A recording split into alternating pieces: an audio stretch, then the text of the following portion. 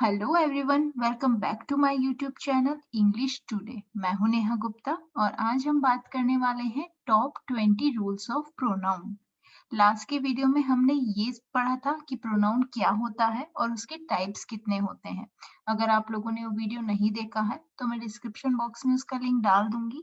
पहले आप वो वीडियो जाकर जरूर चेक कीजिएगा, उसके बाद हम इस वीडियो को देखिएगा जिसमें टॉप 20 ऐसे रूल्स हैं जो कि प्रोनाउन से जुड़े हुए हैं।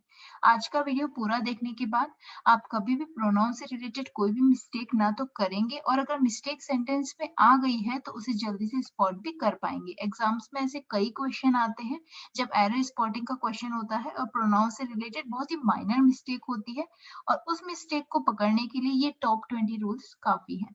तो वीडियो को हम शुरुआत करते हैं।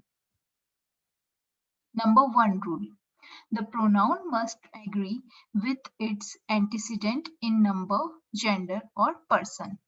तो सबसे पहले हमने जो प्रोनाउन क्या होता है जब हमने बात करी थी, तब हमने ये बोला था प्रोनाउन एक ऐसा वर्ड है जो कि नाउन की जगह पर काम आता है।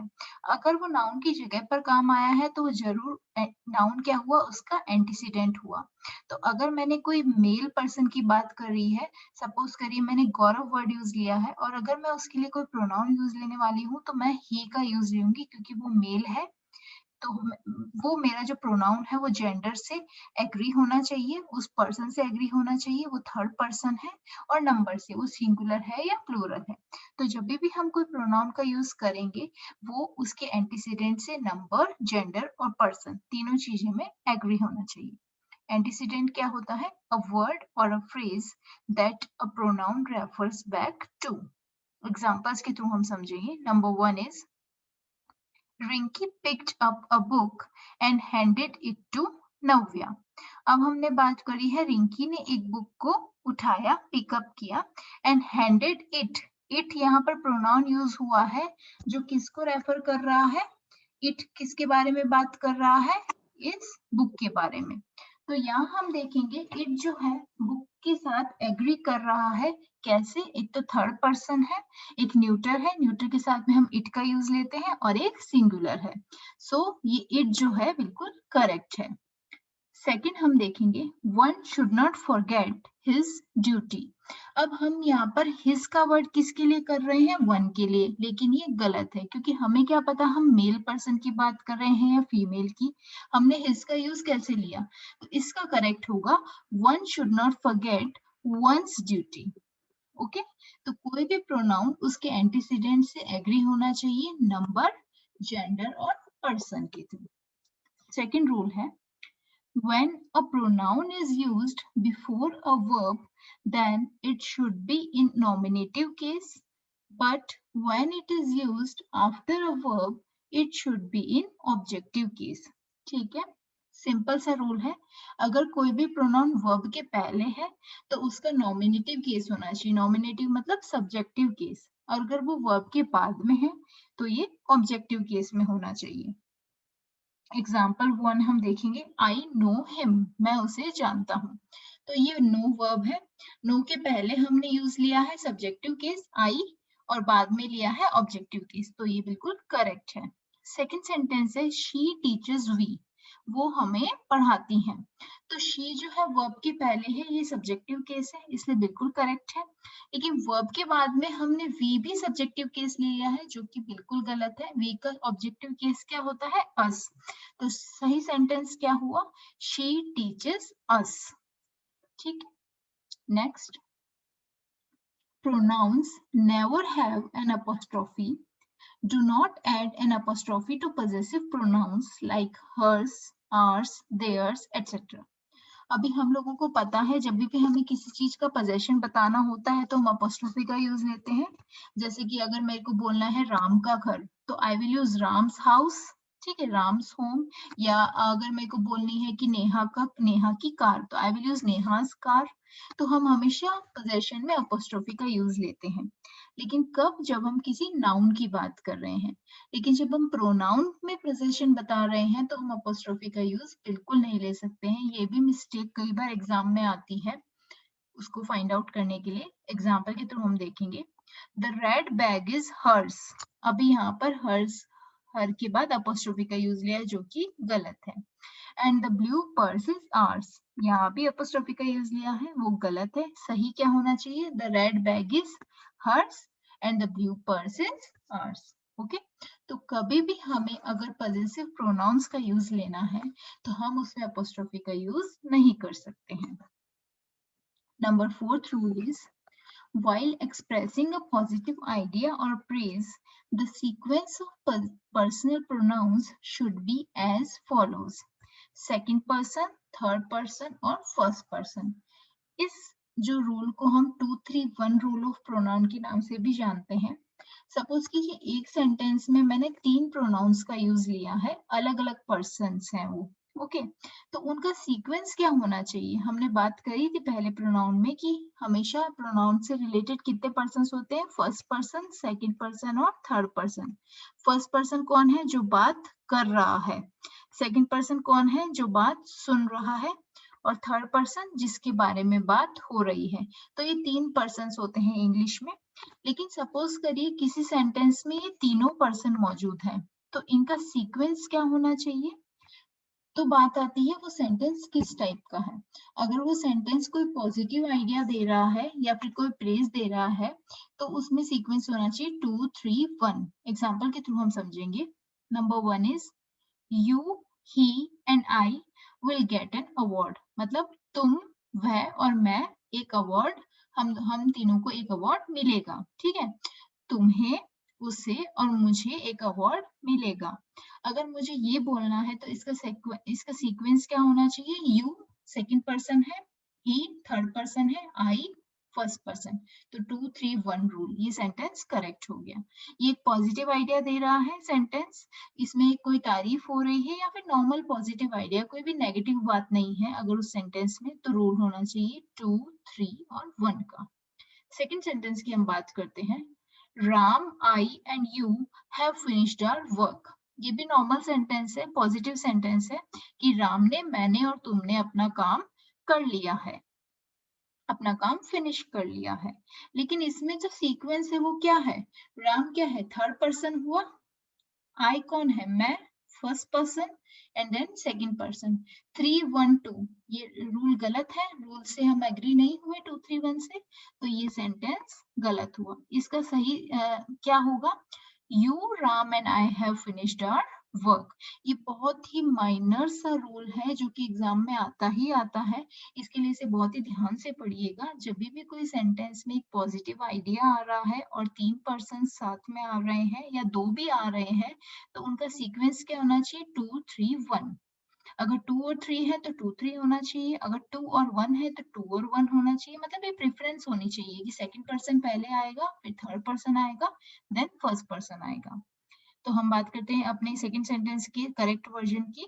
उसमें क्या हुआ? Second person you, then third person Ram and then first person I have finished our work. This sentence is correct now. Number 5th rule. While confessing a fault or expressing a negative idea, the sequence of personal pronouns should be as follows: 1, 2 and 3। तो पहले हमने क्या बात करी थी? अगर एक ही sentence में एक से ज्यादा पर्सन्स वाले प्रोनाउन आ रहे हैं और अगर वो जो कि एक पॉजिटिव आइडिया दे रहा है सेंटेंस, तो उसमें सीक्वेंस क्या होना चाहिए? 2-3 and 1। अगर उसी तरीके से अगर वही सेंटेंस अगर कोई नेगेटिव आइडिया दे रहा है, कोई हमारी मिस्टेक को हम कन्फेस कर रहे हैं, हमारी गलती को हम मान रहे हैं, 3 लोग मिलके या 2 लोग मिलके, तब उसका जो सीक्वेंस होना चाहिए वो क्या होना चाहिए? 1, 2 और 3। गलती मान रहे तो सबसे पहले हमें खुद को रखना चाहिए, देन वो पर्सन जो कि सुन रहा है, देन थर्ड पर्सन। एग्जांपल्स के थ्रू हम समझेंगे। I, you and he will be punished। ये करेक्ट है क्योंकि फर्स्ट, सेकंड और थर्ड पर्सन। सेकंड एग्जांपल हम देखेंगे। I and you are responsible for failure। ये भी करेक्ट है, फर्स्ट और सेकंड पर्सन। थर्ड हम देखेंगे। Gaurav and you have committed this mistake. अब अगर मैं ये बोलूं गौरव और तुमने ये मिस्टेक कमिट करी है, तो ये सही है या गलत है? ये गलत होगा। क्यों? क्योंकि मैंने लिया थर्ड और देन सेकंड, जबकि क्या होना चाहिए? फर्स्ट, सेकंड, थर्ड रूल के हिसाब से पहले सेकंड पर्सन आना चाहिए, फिर थर्ड पर्सन आना चाहिए। तो करेक्ट क्या हुआ? You and Gaurav have committed this mistake. Number 6, we should use objective case after let, but और except, between और prepositions। तो ऐसे कुछ वर्ड्स हैं जिसके बाद ऑब्जेक्टिव केस ही आता है प्रोनाउन का। ये हमें याद रखने की जरूरत नहीं है, ये हम बहुत ही इजीली समझ सकते हैं कि लेट के बाद में ऑब्जेक्टिव केस ही आएगा। किसी सेंटेंस में बट या एक्सेप्ट आ रहा है तो ऑब्जेक्टिव केस आएगा, बिटवीन आ रहा है तो ऑब्जेक्टिव केस आएगा, और कोई भी प्रेपोजिशन है तो ऑब्जेक्टिव केस आएगा। एग्जाम्पल्स के थ्रू हम समझेंगे। लेट आई गो देयर, तो लेट अगर इस सेंटेंस में आ गया है तो आई सब्जेक्टिव केस है, तो ये सेंटेंस क्या हुआ, गलत हुआ। इसका करेक्ट वर्जन क्या हुआ, लेट मी गो देयर। जैसे हमने बात करी है, लेट के बाद में ऑब्जेक्टिव केस आएगा। सेकेंड एग्जांपल हम देखेंगे, let me and he work together, उसे और मुझे साथ काम करने दो। लेट मी एंड ही, तो मी तो हुआ objective case, but he objective case है नहीं है। ही का ऑब्जेक्टिव केस क्या है, हिम। तो correct version of this sentence would B let me and him work together. Number third, I have invited everybody but और except him। यहाँ पे but का भी हम यूज ले सकते हैं और accept का भी यूज ले सकते हैं। इन दोनों का मीनिंग सेम है कि मैंने सबको इनवाइट किया। I have invited everybody, मैंने हर इंसान को इनवाइट किया except him, उसे छोड़कर। और but him मतलब भी होता है छोड़ना, उसे छोड़कर मतलब उसके अलावा। तो but और except के बाद में him, जो कि बिल्कुल करेक्ट है, ऑब्जेक्टिव केस है। फोर्थ एग्जाम्पल है, is there any issue between you and her, तो यहाँ पर बिटवीन है तो उसके बाद में यू ऑब्जेक्टिव केस है और हर भी ऑब्जेक्टिव केस है, बिल्कुल करेक्ट है ये सेंटेंस। तो ऐसे कुछ वर्ड्स हैं जिनके बाद में हमें ऑब्जेक्टिव केस का ही यूज लेना है, लेट, बट और एक्सेप्ट, बिटवीन और prepositions। Seventh rule, when nouns are joined by and, अगर दो नाउन है वो कैसे ज्वाइन हो रहे हैं, एंड से। If they refer to the same person, then pronoun for them should be singular. Second point, if they refer to different persons, then pronoun for them should be plural. ठीक है, दो बार मैंने use ले लिया है by mistake. If they refer to different persons, then pronoun for them should be plural. ठीक है, बहुत इजीली हम ये बात समझ सकते हैं। अगर दो नाउन है, उनको ज्वाइन किया गया है हमने एंड से, अगर वो दोनों पर्सन एक ही हैं तो उनके आगे क्या है, सिंगुलर प्रोनाउन का यूज होगा। और अगर वो दोनों पर्सन डिफरेंट है तो अगर हम उसके लिए कोई प्रोनाउन का यूज ले रहे हैं तो वो प्लूरल होगा। बहुत इजी सी बात है।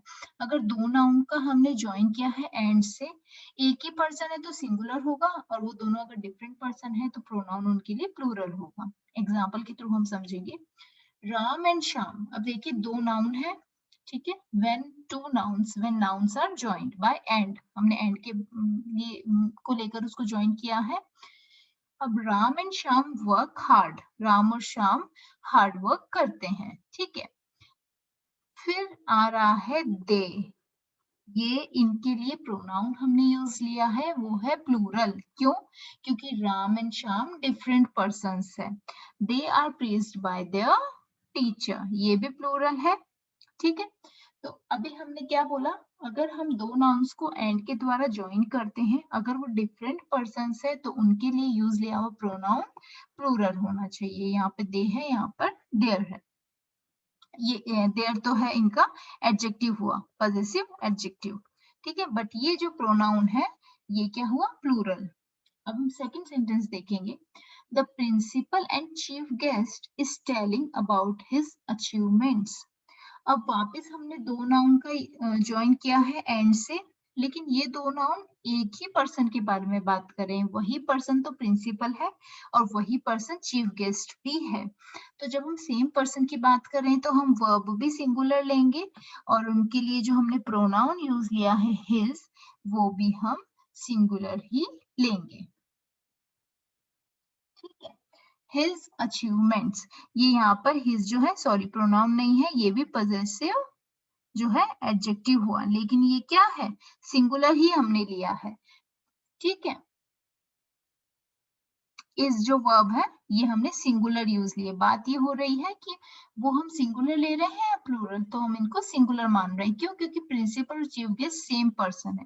थर्ड के में हम देखेंगे the principal and the chief guest are telling about their achievements. अब यहाँ पर आर का यूज ले लिया है। क्यों लिया है? क्योंकि प्रिंसिपल और चीफ गेस्ट डिफरेंट पर्सन है, ये हमें पता चलता है क्योंकि मैंने चीफ गेस्ट के आगे भी आर्टिकल द का यूज लिया है। तो अगर दो पर्सन्स हैं, उन दोनों के आगे अगर हम कोई पोजीशन की बात कर रहे हैं, अगर उन दोनों के आगे द का आर्टिकल का यूज होता है मतलब वो डिफरेंट पर्सन है। अगर सिर्फ एक के आगे होता है मतलब वो सेम पर्सन है। अगर हम दो लोगों के नाम की ही बात कर रहे हैं तो वो अलग अलग पर्सन हुए। ठीक है, next, if a pronoun is the complement of to be, it should be in subjective case। मतलब अगर कोई pronoun to be form of the verb के बाद आ रहा है तो हमेशा सब्जेक्टिव केस होगा। To be form of verb क्या होती है? इज, एम, आर या वाज, वर या हैव बीन और हैज बीन। एग्जाम्पल हम देखते हैं, it is me who had done this. वह मैं हूं जिसने ये काम किया था। ठीक है, इट इज मी, ये नॉर्मली हम ये बोल देते हैं इट्स मी, बट वो गलत होता है। सही क्या है? इट इज आई, क्योंकि ये to be form of the verb के बाद आ रहा है तो सब्जेक्टिव केस होगा। Number 9, the distributive pronouns each, either, neither, none, any, no one are used with singular verbs। पहले भी हमने बात करी है कि जो डिस्ट्रीब्यूटिव प्रोनाउंस होते हैं वो एक बार में एक ही पर्सन के बारे में बात करते हैं। जब एक पर्सन के बारे में बात कर रहे हैं तो उनकी वर्ब्स क्या होगी? सिंगुलर होगी ऑलवेज। तो किसी भी सेंटेंस में अगर इन वर्ड्स का यूज आ रहा है तो उनकी वर्ब्स हमेशा सिंगुलर ही होगी। देखिए, each of the boys has got a prize. अब ईच ऑफ द बॉयज अगर हम देखें तो बॉयज तो प्लूरल है, यहाँ के हैव आना चाहिए।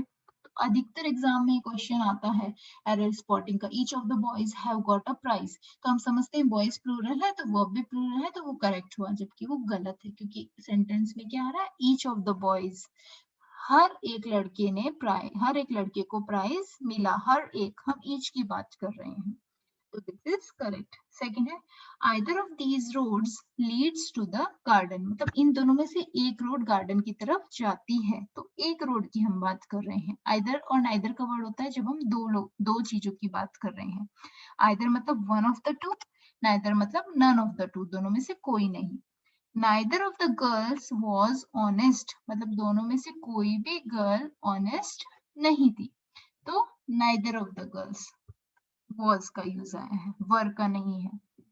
None of the answers is correct, मतलब none of the answer मतलब कोई भी आंसर करेक्ट नहीं है। None of the answers आ रहा है फिर भी is है, that is correct। Number 10. As the relative pronoun refers to a noun or pronoun called its antecedent, it must be of the same number and person as its antecedent। सबसे पहले हम बात करेंगे रिलेटिव प्रोनाउन की। Relative pronoun कौन से होते हैं? जो कि किसी नाउन या प्रोनाउन को के बारे में हमें बता रहे हैं। ठीक है, तो वो रिलेटिव प्रोनाउन किसी नाउन या प्रोनाउन को रेफर कर रहे हैं तो वो उस नाउन या प्रोनाउंस के सेम नंबर और सेम पर्सन के होने चाहिए। एग्जाम्पल के थ्रू हम समझेंगे। It is I who is to blame, वो मैं हूं जिसको ब्लेम करना है। ठीक है, वो मैं हूं जिसको ब्लेम करना है। तो it is I who is to blame, हम समझेंगे तो करेक्ट है, इसमें क्या प्रॉब्लम है? बट नहीं, इट इज आई हु किसको रेफर कर रहा है? आई को। हु किसकी बात कर रहा है? आई की। तो आई के साथ में जो वर्ब आती है वो इज आती है, नहीं आती है ना, तो दिस सेंटेंस इज रॉन्ग। आई के साथ में वर्ब आती है M, so this sentence would be correct, it is I who am to blame। तो जो रिलेटिव प्रोनाउन जिस भी नाउन या प्रोनाउन की बात कर रहा है उसके साथ एग्री होना चाहिए उस वर्ब को। सेकंड सेंटेंस हम देखेंगे, I am the person that is to blame. बिल्कुल करेक्ट है। ये कैसे हुआ? आई एम द पर्सन, अब ये जो दैट है ये किसकी बात कर रहा है? किसको रेफर कर रहा है? द पर्सन को। तो द पर्सन के साथ में इस वर्ब का यूज आ सकता है, that is correct. I, who is your teacher, will teach you। मैं जो कि तुम्हारी टीचर है तुम्हें पढ़ाएगी। तो हम समझेंगे ये तो करेक्ट है, जबकि ये करेक्ट नहीं है क्योंकि I किसको रेफर कर रहा है? किसके बारे में बात कर रहा है? Who किसके बारे में बात कर रहा है? I के बारे में। तो I के साथ जो वर्ब आती है, is आती है, नहीं आती है, am आती है, तो this sentence would be correct. Next one is this is the only one of his books that are worth reading. तो अभी हम बात कर रहे हैं दैट जो है, अब आप बोलेंगे दैट तो हिज बुक्स को रेफर कर रहा है, हिज बुक्स के बारे में बात कर रहा है, तो आर करेक्ट होगा? नहीं। क्यों नहीं होगा? क्योंकि मैंने बात करी this is the only one of his books, तो दैट जो है ओनली वन को रेफर कर रहा है, तो वन के साथ में आर नहीं आ सकता, इज आता है। This is correct. 11th is when two singular nouns are joined by or, either or, neither nor, the pronouns is generally singular. ठीक है, अगर दो सिंगुलर नाउन अगर हम ज्वाइन कर रहे हैं और से या आइदर और से या नाइदर नॉर से, तो उनको जो रेफर कर रहा है प्रोनाउन वो जनरली सिंगुलर ही होगा। एग्जाम्पल के थ्रू हम देखते हैं, नाइशा और Neha forgot to take her sweater. अब नाइशा और नेहा, नेहा और नाइशा दो नाउन्स है और इनको ज्वाइन कर रहा है, ठीक है। तो हमने बात करी अगर दो नाउन्स किसी और आइदर और या नाइदर नॉर के थ्रू अगर ज्वाइन होते हैं तो उनके लिए जो भी वर्ब आती है, जो भी प्रोनाउन यूज होता है वो सिंगुलर यूज होता है। तो फॉरगॉट टू टेक हर, हमने सिंगुलर बात करी, मैंने देयर स्वेटर नहीं बोला है, हर बोला है, तो ये सिंगुलर के तौर पर हम उसे ले रहे हैं। Either सीता और Gita forgot to take her, मैंने देयर नहीं बोला है, ठीक है। Neither Ram nor Shyam has done, have नहीं बोला है हमने, क्यों? क्योंकि ये neither और nor से ज्वाइन हो रहे हैं। 12th, when a plural noun and a singular noun are joined by or, either or neither nor, the pronoun must be plural। पहले हमने क्या बात करी थी, दो सिंगुलर अगर इन चीजों के द्वारा और, नाइदर और, आइदर और से ज्वाइन होते हैं तो प्रोनाउन प्लूरल होता है, लेकिन अगर उसमें से एक प्लूरल है और एक सिंगुलर है तो वो उसका जो प्रोनाउन जो भी वर्ब आएगी वो प्लूरल आएगी। एग्जाम्पल, आइदर द टीचर और हिज स्टूडेंट्स। अब ये आइदर और से ज्वाइन तो हो रहा है लेकिन ये सिंगुलर है बट ये प्लूरल है, तो इसके लिए जो भी हमने यूज, हम इसको कैसे मान के चल रहे हैं, प्लूरल, इसलिए मैंने देयर ड्यूटी बोला है, हिज ड्यूटी नहीं बोला है। Okay, so this sentence is correct, अगर हिज होता तो वो रॉन्ग होता। neither the car nor the trucks are available। क्यों? क्योंकि neither the car nor the trucks क्या है, प्लूरल है, neither nor एक सिंगुलर को जोड़ रहा है और एक प्लूरल को, तो ये हम दोनों को प्लूरल मान के चलेंगे, इसलिए मैंने आर वर्ड का यूज लिया है, that is absolutely correct. When a pronoun refers to more than one noun or pronoun of different persons, it must be of first person plural in preference to the third। बिल्कुल easily language में मैं आपको ये बात समझाती हूँ कि अगर एक प्रोनाउन है वो एक से ज्यादा प्रोनाउन या नाउन को रेफर कर रहा है, तो हम उसका जो सीक्वेंस होगा वो क्या होगा, 1, 2 और 3। एग्जाम्पल के थ्रू हम समझेंगे, he and I submitted our report। अभी जो R है ये क्या है, किस किस को रेफर कर रहा है, he को भी और I को भी। तो अब हमने जब ये बात करी कि ये मोर देन वन नाउन और प्रोनाउन, ये दो दो के बारे में बात कर रहा है, तो इसका जो प्रेफरेंस होना चाहिए वो क्या होना चाहिए, first person plural to third. मतलब अगर हमारे सेंटेंस में कहीं पर भी फर्स्ट पर्सन है तो यहाँ पर आर ही आएगा, और अगर फर्स्ट पर्सन नहीं है, सेकंड और थर्ड है, तो हम योर बात करेंगे, और ओनली थर्ड है तो हम देयर बात करेंगे। एग्जाम्पल के थ्रू हम समझेंगे, ही और आई, उसने और मैंने हमारी रिपोर्ट सबमिट करी, तो ये आर है, बिल्कुल करेक्ट है। अब मैं बोलूंगी you and I have done our duty, ये भी बिल्कुल करेक्ट है, क्योंकि मैंने बात करी जब भी फर्स्ट पर्सन आता है तो यहाँ पर फर्स्ट पर्सन का ही हम बात करेंगे, आर। अब है Hari, you and Hari have done their duty, तो ये क्या हुआ, देयर का हमने यूज लिया जो कि गलत है, थर्ड पर्सन की बात कर ली हमने, गलत है ये। अगर यू आ रहा है तो क्या आना चाहिए, योर आना चाहिए। तो कभी भी अगर कोई दो पर्सन, कोई भी वर्ड अगर दो नाउन या प्रोनाउन को रेफर कर रहा है तो इनका सीक्वेंस होना चाहिए 1, 2 और 3।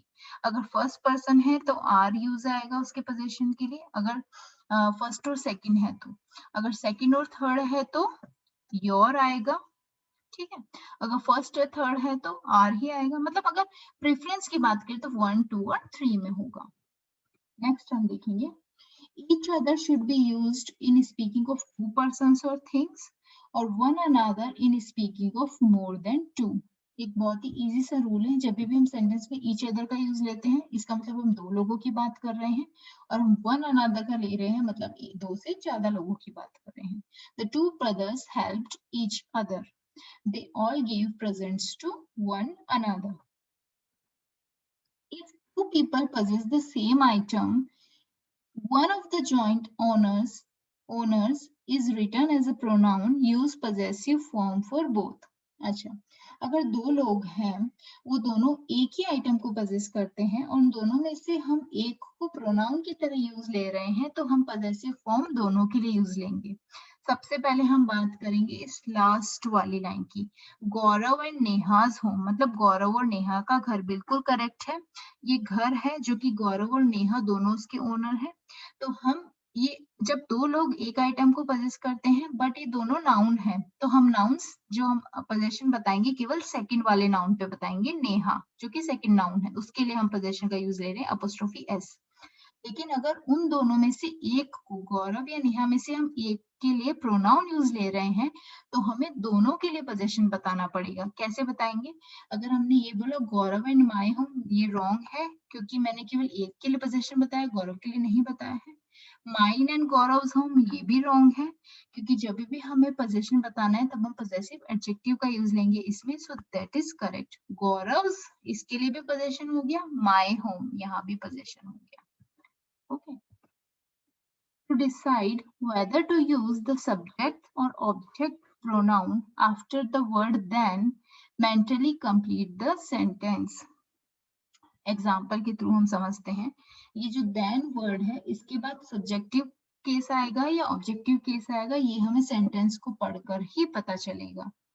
He is taller than me, ये कई बार आता है, वो मुझसे टॉल है, वो मुझसे ज्यादा लंबा है। He is taller than me, ये गलत है क्योंकि हम कंपैरिजन कर रहे हैं, तो मी बिल्कुल गलत है। अगर हम ही की बात कर रहे हैं तो मैं मी का भी ऑब्जेक्टिव केस ही लूंगी, he is taller than I, और हम इस सेंटेंस को पूरा करेंगे तो क्या निकलेगा, he is taller than I M.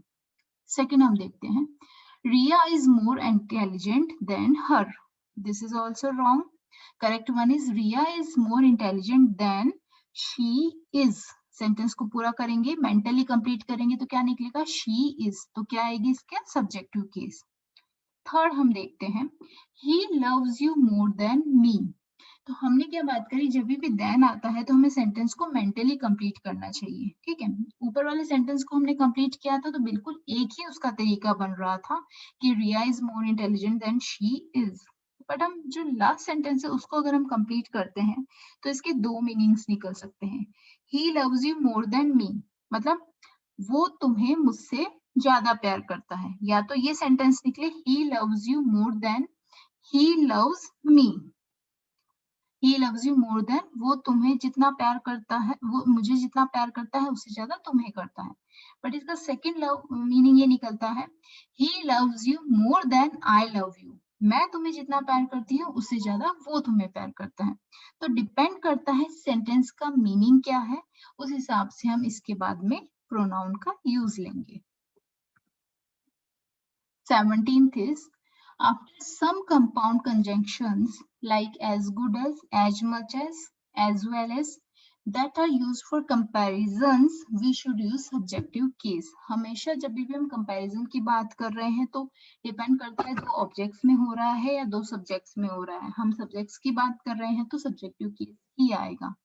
You know this city as well as him, ये बिल्कुल गलत है क्योंकि हम you सब्जेक्टिव केस है, तो you know this city as well as he knows। You don't talk as much as her, ये गलत है। You don't talk as much as she talks, ये talks जो है छुपा हुआ है।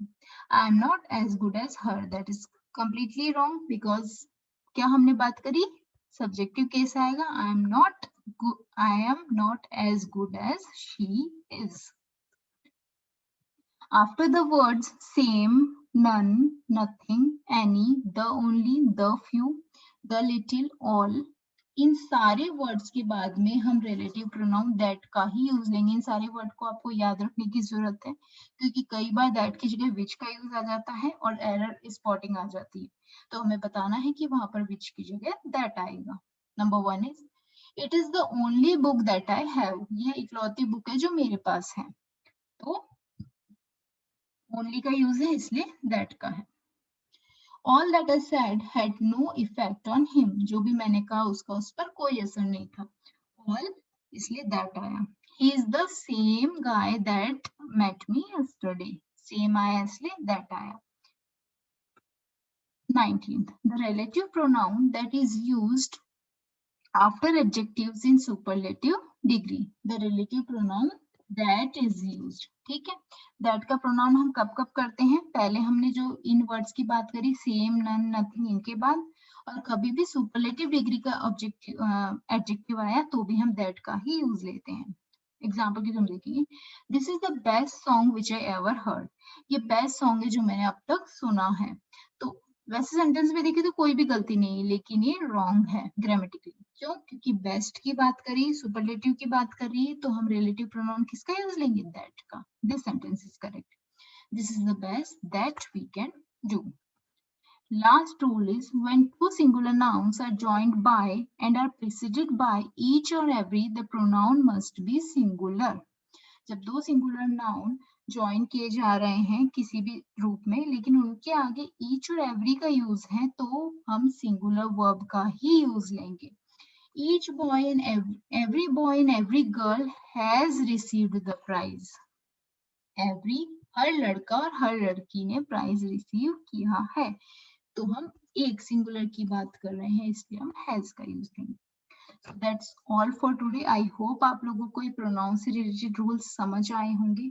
अगर कोई भी आपको इसमें क्वेरी हो तो कमेंट बॉक्स में लिख के जरूर पूछिएगा, और चैनल को सब्सक्राइब जरूर कीजिएगा ताकि आने वाले वीडियो के अपडेट्स आपको जल्दी मिल जाए। और वीडियो पसंद आया तो लाइक बटन जरूर प्रेस कीजिएगा। Thank you for watching.